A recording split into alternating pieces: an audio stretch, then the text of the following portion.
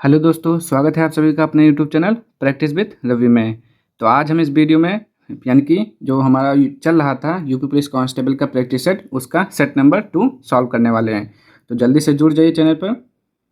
अगर आप चैनल पर पहली बार आए हैं तो चैनल को सब्सक्राइब कर लीजिए, क्योंकि आपको रोजाना एक प्रैक्टिस सेट मिलने वाला है। ठीक, और आपको अपनी प्रैक्टिस को जांच सकते हैं कि आपकी तैयारी कितनी है। ठीक, तो चलिए, और आपको जितने क्वेश्चन सही जाते हैं उसको कमेंट बॉक्स में ज़रूर बताएगा कि आपके इतने, यानी कि हिंदी और जीके दोनों मिलाकर 75 क्वेश्चन होते हैं हमारे, और 75 में से आपके कितने सही जाते हैं। ठीक, तो चलिए स्टार्ट करते हैं आज का वीडियो हम।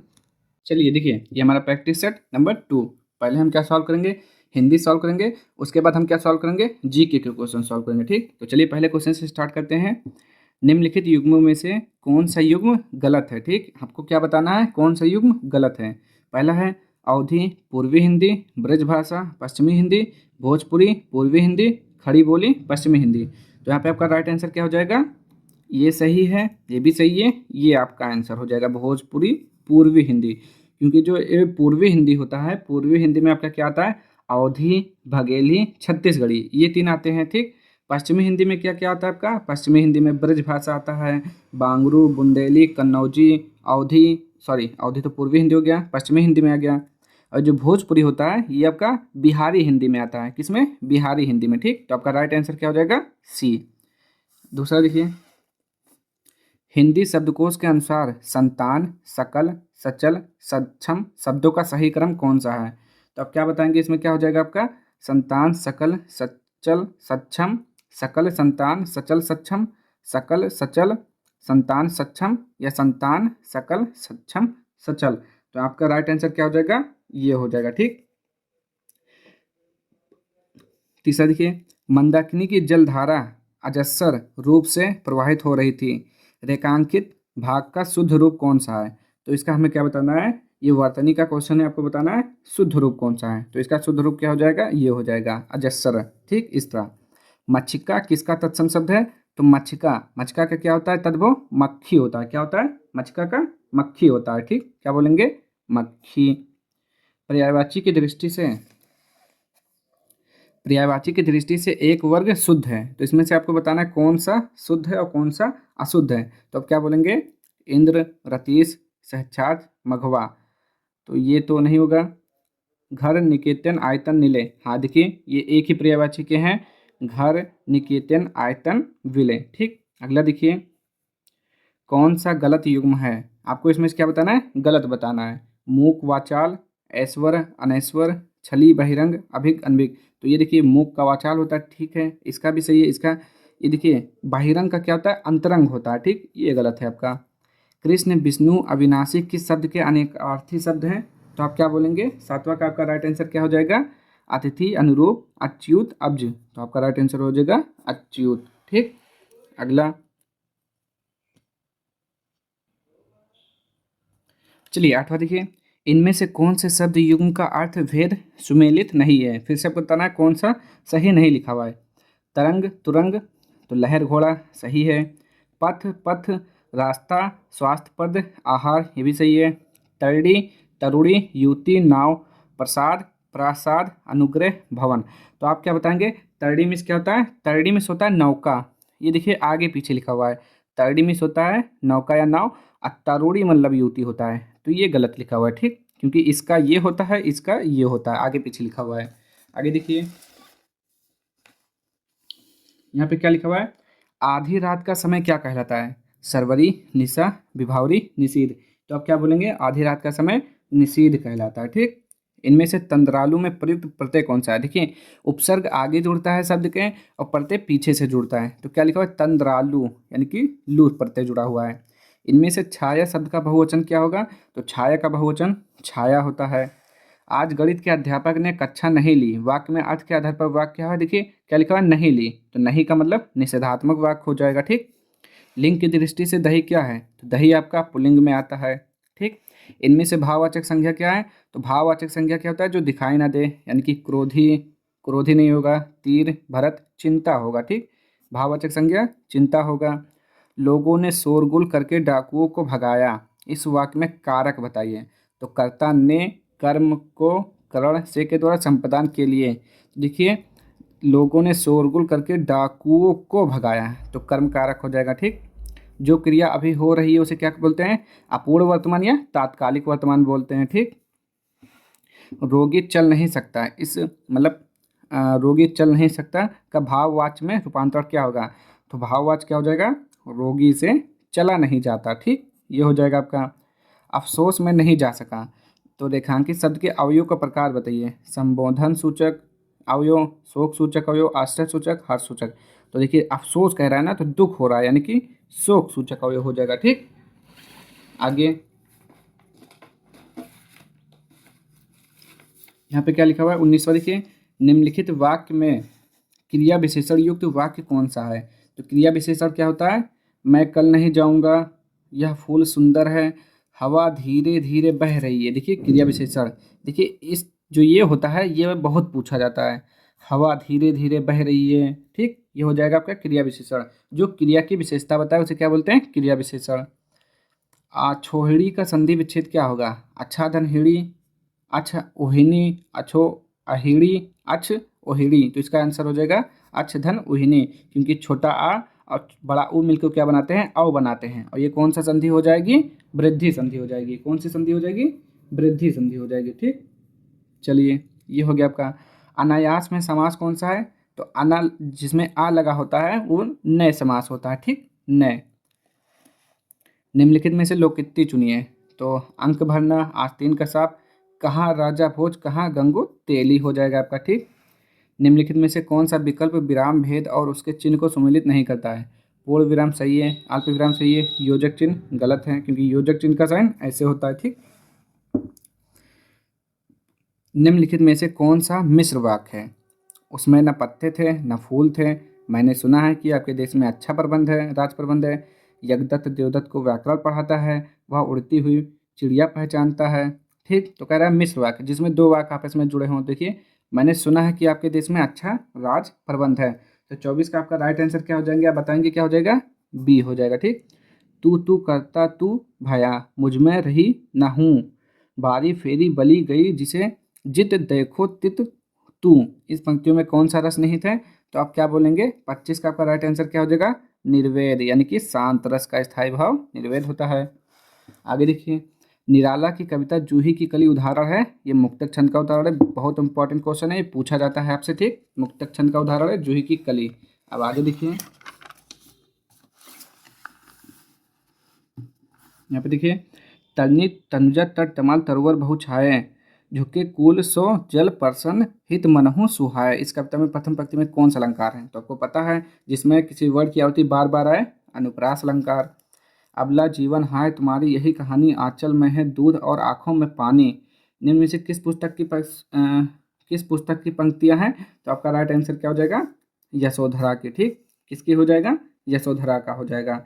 आगे देखिए, मैथिली शरण गुप्त ने नहीं लिखा है। मैथिली शरण गुप्त ने क्या नहीं लिखा है? साकेत मैथिली शरण गुप्त का है, जयद्रथ वध ये भी इनका है, यशोधरा ये भी उनका है, लेकिन कामायनी किसका है?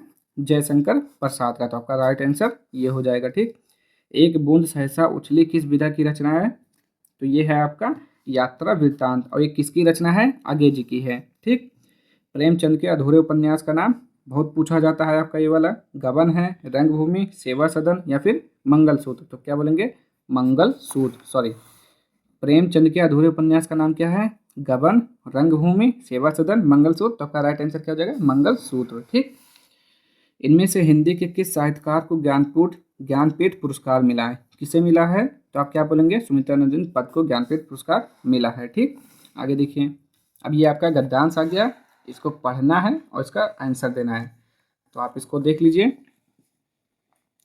क्या लिखा हुआ है? भारत जैसे देश के लिए सहकारिता की पद्धति को अपनाना विशेष रूप से आवश्यक है। इसका कारण यह है कि भारत में छोटे किसानों तथा व्यापारियों की संख्या अधिक है। ये लोग निर्धनता तथा व्यवस्था के चक्र में पूरी तरह फंसे हुए हैं। सहकारिता ही इनकी शक्तियों को एक सूत्र में पिरोकर उनका उद्धार कर सकती है।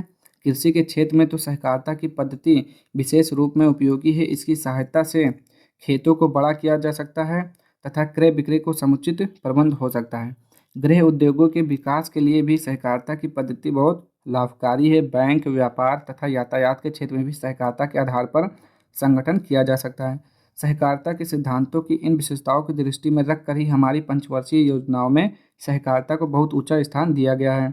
योजना आयोग का यह विचार है कि अर्थव्यवस्था के विभिन्न क्षेत्रों में सहकारिता का अधिकाधिक उपयोग किया जाना चाहिए। ठीक, तो ये हो गया। अब हमें क्या पढ़ना है, क्वेश्चन पढ़ना है, उसका आंसर देना है। तो उपयुक्त अवतरण का सर्वाधिक उपयुक्त शीर्षक क्या हो सकता है। ठीक, ये पूछ रहा है कि इसका जो होता है शीर्षक क्या हो सकता है। तो आप क्या बोलेंगे, 33 का आपका राइट आंसर क्या हो जाएगा, सहकारिता और किसान, सहकारिता और योजना आयोग, सहकारिता में लाभ, उपयुक्त सभी। तो आप क्या बोलेंगे, ये कह कर रहा है सहकारिता में लाभ के बारे में बता रहा है। ठीक, आपका राइट आंसर ये हो जाएगा। ठीक, यहाँ पे देखिए सहकारिता का अर्थ है, तो अर्थ क्या हो जाएगा आपका, सहानुभूतिपूर्वक कार्य करना, मिलजुल कर कार्य करना, दूसरों के लिए कार्य करना, अपनी प्रगति के लिए काम करना। तो ये हो जाएगा सहकारिता का मतलब होता है मिलकर काम करना। ठीक, मिलजुल कर काम करना। अगला देखिए, योजना आयोग के अनुसार सहकारिता का अधिकाधिक उपयोग किया जाना चाहिए। कह रहा है किस क्षेत्र में किया जाना चाहिए, योजना के विभिन्न क्षेत्रों में, विज्ञान और प्रौद्योगिकी के क्षेत्र में, अर्थव्यवस्था के विभिन्न क्षेत्रों में, या कृषकों की दशा सुधारने के क्षेत्रों में। तो क्या कह रहा है, ये आपका राइट आंसर क्या हो जाएगा, अर्थव्यवस्था के विभिन्न क्षेत्रों में। ठीक, सहकारिता का मुख्य उद्देश्य क्या है, छोटे कृषकों और व्यापारियों में आर्थिक स्तर को उठाना, निर्धनों की शक्तियों को एकजुट करना, पंचवर्षीय योजनाओं को सफल बनाना, धन और धरती का समान वितरण। तो यहाँ पे आपका राइट आंसर क्या हो जाएगा, सहकारिता का मुख्य उद्देश्य क्या हो जाएगा, तो आपका राइट आंसर हो जाएगा छोटे कृषकों और व्यापारियों के आर्थिक स्तर को उठाना। सहकारिता निर्धन किसानों का उद्धार कर सकती है। कह रहा है कैसे कर सकती है, उनकी वास्तविक दशा का परिचय देकर, उनकी शक्तियों से अवगत होकर, उन्हें कृषि संबंधी सुविधाएं दिलाकर, उन्हें एक सूत्र में पिरोकर तथा उनका आर्थिक स्तर विकसित कर। तो आपका राइट आंसर क्या हो जाएगा, ये डी हो जाएगा। ठीक, अब चलिए हिंदी का समाप्त हो गया। अब हमारा आता है पार्ट बी, यानी कि समान ज्ञान, जीके पढ़ने वाले हम। हाल ही में भारत और बांग्लादेश ने संयुक्त अभ्यास बोंगो सागर 23 और समन्वित गश्त कोरपेट का आयोजन कहाँ किया गया है। तो इसका आपका राइट आंसर आप बताएंगे क्या हो जाएगा, तो आप क्या बोलेंगे, विशाखापट्टनम में। ठीक, भारत की पहली मानवयुक्त पनडुब्बी का नाम क्या है, तो इसका आपका क्या हो जाएगा, मात्स्या 6000, ये हो जाएगा। हाल ही में किस भारतीय जोड़ी ने कोरिया ओपन 2023 का खिताब अपने नाम किया है, तो आप क्या बोलेंगे, क्या हो जाएगा, पीवी सिंधु और साइना नेहवाल, पारुपल्ली कश्यप और साई प्रणीत, सात्विक साईराज रंकी रेड्डी और चिराग शेट्टी, प्रियांशु राजावत और चेतन आनंद। तो इसका राइट आंसर क्या हो जाएगा, बताएंगे आप, सात्विक साईराज रंकी रेड्डी और चिराग शेट्टी हो जाएगा। ठीक, अगला देखिए, हाल ही में गुजरात सरकार ने किस राज्य मछली घोषित किया है, किसे राज्य मछली घोषित किया है, चलिए देख लेते हैं किसे घोषित किया है। यहाँ पे देखिए क्या लिखा हुआ है, कैट फिश मछली, डॉल्फिन मछली, घोल मछली, या फिर कतला मछली। तो इसका आपका राइट आंसर क्या हो जाएगा, 41 का घोल मछली। ठीक, 42 का देखते हैं, कनाडा इंडिया फाउंडेशन द्वारा ग्लोबल इंडियन अवार्ड से सम्मानित होने वाली पहली भारतीय महिला कौन थी। तो आप क्या बोलेंगे, फाल्गुनी नायर, गीता गोपीनाथ, तुलसी गौड़ा, सुधा मूर्ति। तो आपका राइट आंसर सुधा मूर्ति हो जाएगा। ठीक, निम्नलिखित में से उत्तर प्रदेश का कौन सा जिला राष्ट्रीय राजधानी क्षेत्र एनसीआर में शामिल है।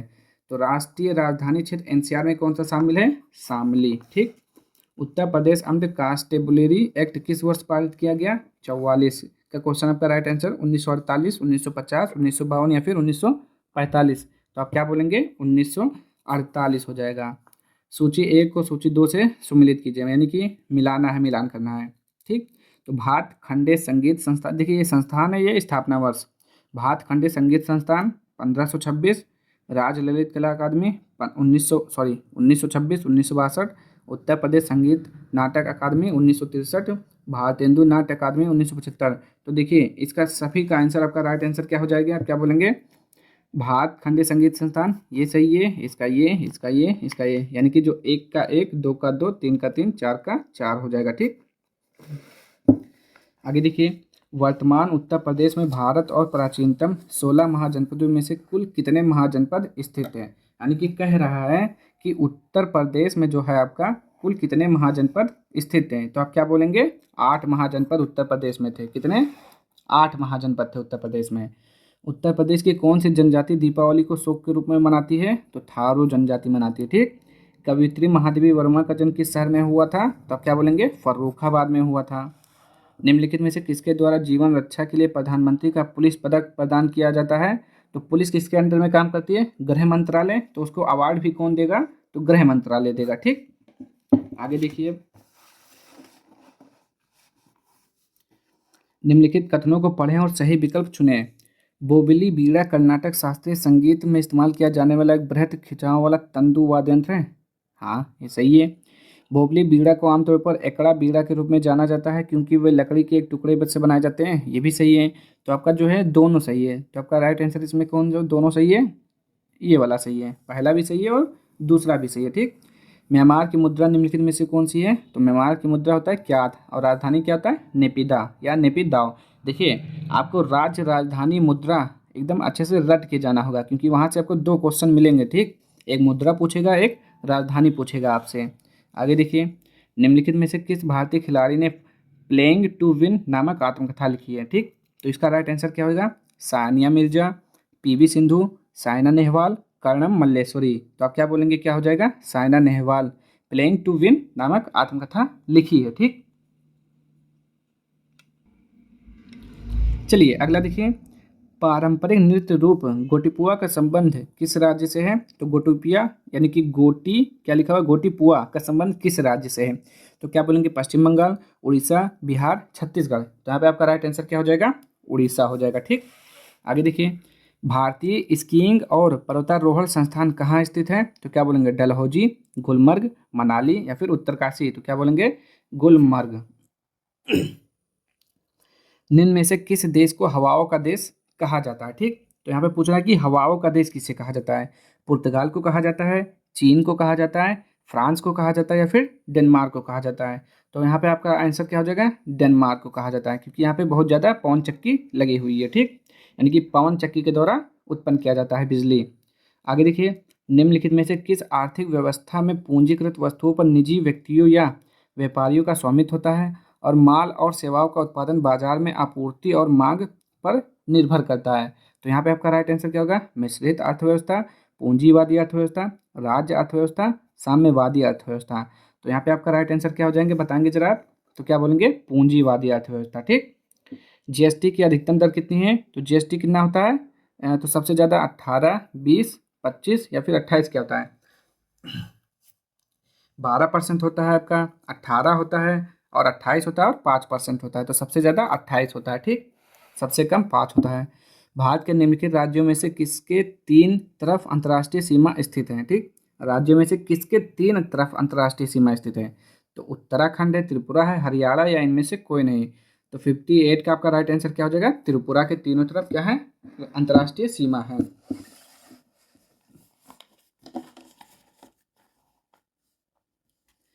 अगला देखिए, भारत के निम्नलिखित में से कौन सी पर्वत श्रेणी केवल एक ही राज्य में विस्तृत है? ठीक, अजंता, अरावली, सह्याद्री, सतपुड़ा।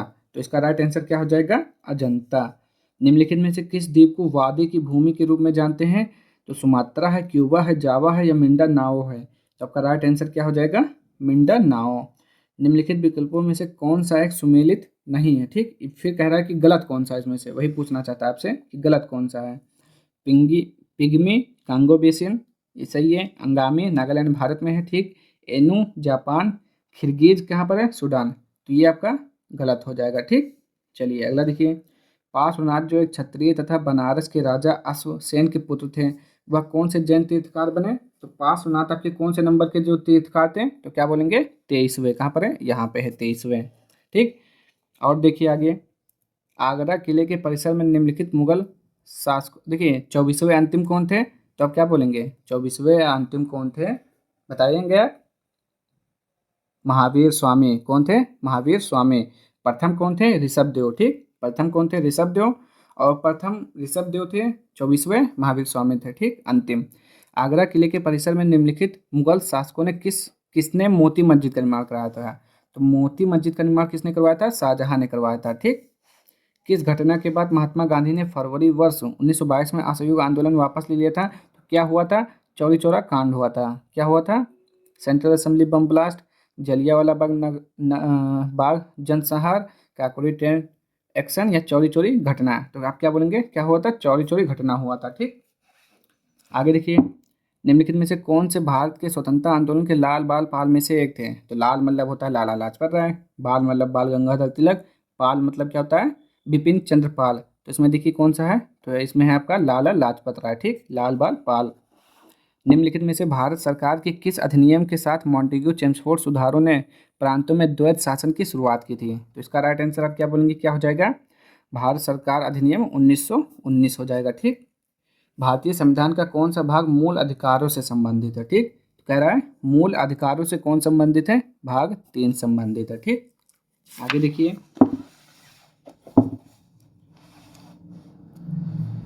भारत में सर्वोच्च न्यायालय के न्यायाधीशों की अधिकतम संभावित संख्या कितनी है। यानी कि कह रहा है भारत में सर्वोच्च न्यायालय के न्यायाधीशों की अधिकतम संख्या कितनी है, तो क्या बोलेंगे, 34। ठीक, निम्नलिखित संस्थाओं में से कौन सी एक संविधानेतर संस्था है, नीति आयोग, वित्त आयोग, संघ लोक सेवा आयोग या निर्वाचन आयोग। तो इसका राइट आंसर नीति आयोग का निर्माण कब हुआ था, 1 जनवरी 2015। किसने किया था, नरेंद्र मोदी जी ने।